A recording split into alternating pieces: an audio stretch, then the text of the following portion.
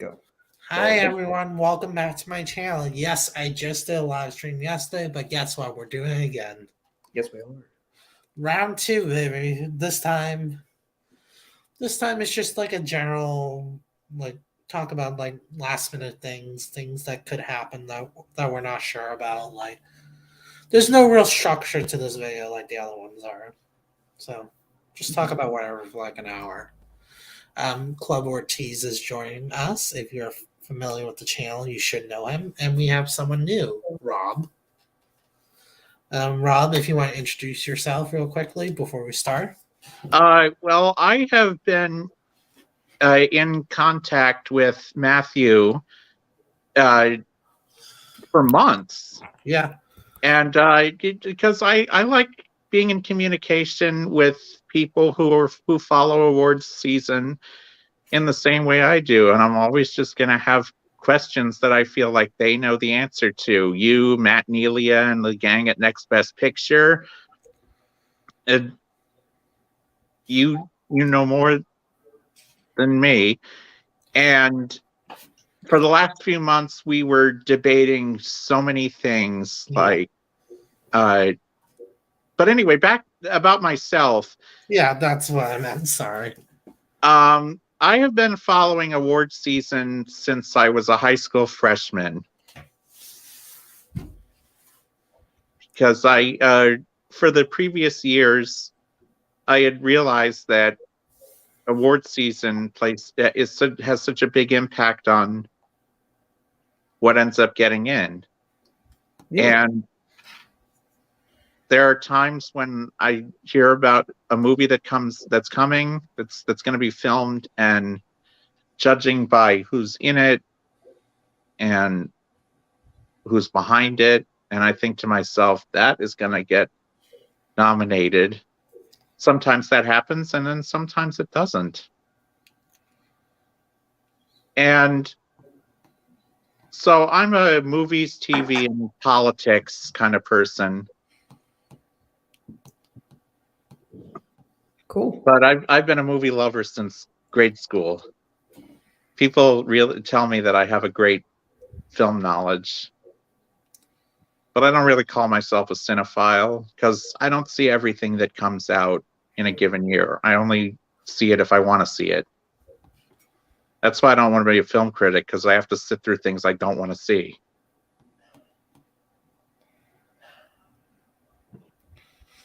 All right. Sorry, I was just looking at Boston Society of Film Critics. Yep. Cinematography went to X. The editing it was a tie between After Sun and Decision to Leave. Yep.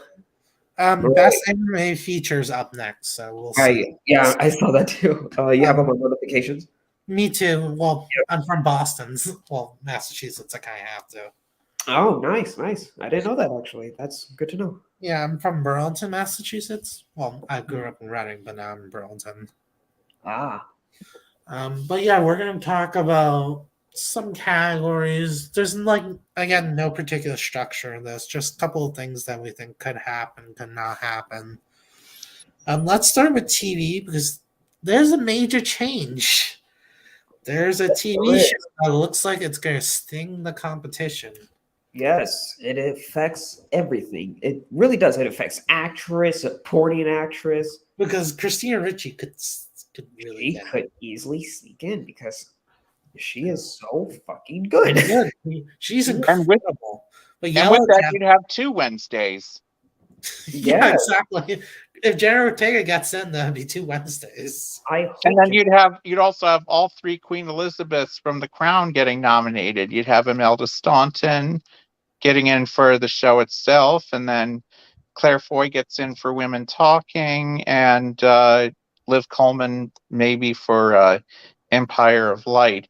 Oh yeah, that's true. One thing that I really, when I put down Jessica Chastain for mini show, telefilm, or anthology actress, yeah, I realized that you have one for a show called George and Tammy, and then one for a show called Pam and Tommy. Yeah, I have both. It's funny. That doesn't matter. It's just interesting. Yeah. Yeah. But yeah, I think Yellow Jackets. I have it getting 2 nominations now. I'm not gonna predict in supporting actress because I feel comfortable with my supporting actress. Same. Best actress, though, I think Best maybe actress, I took out Brett Lauer from Six. it's Almost just said Succession. murdered her chances. Straight up murdered. Honestly, I'm okay with that because she's not my Same. favorite performance in that show. Same, but she, I really loved her in that. She was very good. I was very Yeah. impressed. However, hopefully she does better in season 2, where she'll start picking up more praise. But Yeah. it's Melanie's time. She's very popular. So yeah, Melanie I could. still had Mandy Moore for This Is Us. Bro, what? I still do. I still wonder how did they get shut out? Her and Sterling Brown. How did they get shut out? I don't know. But one of the things I wanted to mention was with NBC picking them back only for this year. They haven't signed on to do other years. My question is, are the Golden Globes going to try to kiss ass to NBC in some way and be like, You mean like give This Is Us a few noms, like maybe? try to give some of its shows like 1 nomination, like you know what I'm trying to say. Yeah. No, I don't see that happening. I think it's possible they could. It's possible they really, but it's also for Netflix because they said they wanted to get bought out by Netflix. So yeah, so I think it's more likely Netflix. I'm not saying Mandy Moore wouldn't deserve it; she got nominated. But what I'm saying though is, I wonder if they're going to try and be like, "Here, NBC, please like us again. Here's a few nominations just for you." That'd be funny, and it's it's very popular because since they're returning, you don't know what strategy they're gonna go for. I mean, are they going to go back to their old habits? Are they going to try to be completely different? Are they going to have some different and some of their old tricks with some of their new tricks? Like exactly, maybe a mix of all. We don't know. Maybe Renell hired a guy who used to have a show on NBC, but not anymore. I mean, was Dwayne Johnson not available? Was George Lopez and his daughter not available? Wait, what are you talking about? How there usually makes sense to have, when you hire the host, someone who's affiliated with the network. Oh yeah. Well, George Lopez is presenting presenting the nominations. George Lopez. Yeah. And Gerard Carmichael is a good host. Gerard Carmichael won the Emmy for hosting Saturday Night Live, so that's probably why. No, he won the Emmy for his HBO special. Yeah, that's still though. I think Gerard. It's still a good host in my opinion. Yeah, but it shouldn't matter at that point. Yeah. Is he good with punchlines? I saw his special. He's very funny. Yeah, he really is funny. Actor drama. I still don't know about Jeff Bridges. I'm at a toss-up territory between him and Kevin Costner. I have Jeff Bridges. Kevin so do I. Or Yellowstone.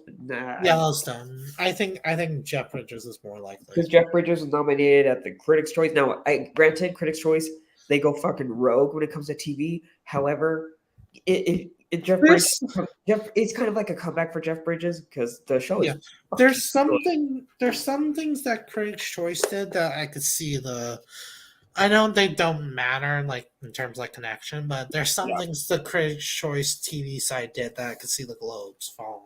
I could see them not overdoing the Crown. Exactly, and I'm so surprised that Dahmer. I'm surprised that Jenkins and Evan Peters missed, but Niecy Nash got in. So I think that says how much people are liking her. Yeah, that could happen. I'm not predicting at the Globes, but I would not be remotely surprised if that happened. Fun fact: this is going to be Evan Peters and Niecy Nash's first Golden Globe nominations. Yeah, nominated. I didn't know that. Niecy Nash should have been nominated like a while ago. She should have been nominated for Reno 911. Yeah, she was a bunch of stuff that she was in the show called Getting On with Lori Metcalf. That got Emmy nomination. She was nominated twice, I think, for that show. She's fucking funny in that show.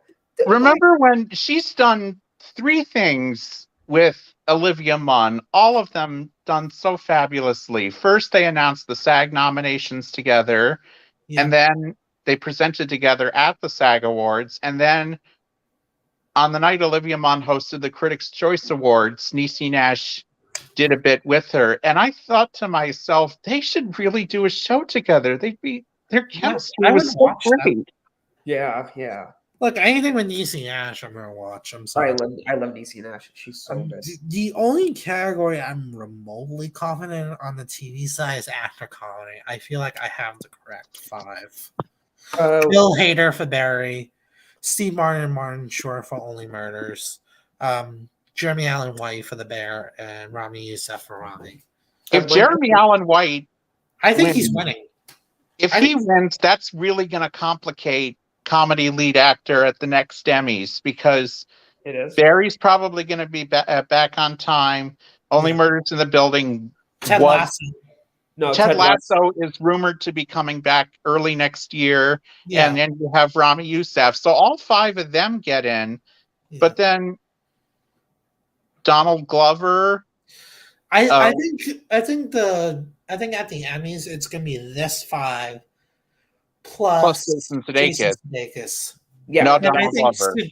Because Donald Glover was already nominated. I think Sudeikis will win because this is the last season. I think this is gonna be. Well, no, it's rumored to be the last season. I believe all the actors said it is. So not all. I'm convinced that's the last one. Some of them then. Yeah. So they don't. I believe the actors saying it's the last. Are they saying that? What are they saying about The Great coming back? Is that going to be back in time? Don't know anything about it yet. Like about season 3, I mean. Man, Nicholas Hoult was kind of obvious, wasn't he? We didn't catch that. Yeah. I really thought they'd go for Anthony Anderson one last time. They could. I meant at the Emmys. Oh. Yeah, the show ended. Yeah. They nominated him every year except the last one. Actually, they nominated him. He missed a couple times. Yeah, actually. I think he could get him at the Globes. Maybe, but for that diversity factor. Well, not just diversity factor, but you know what I'm trying to say. I guess, but even so, you already got Rami Youssef for the diversity factor. They nominated him and Tracy Ellis Ross last year, so those two I would watch out for and see if they might pop up again. Yeah.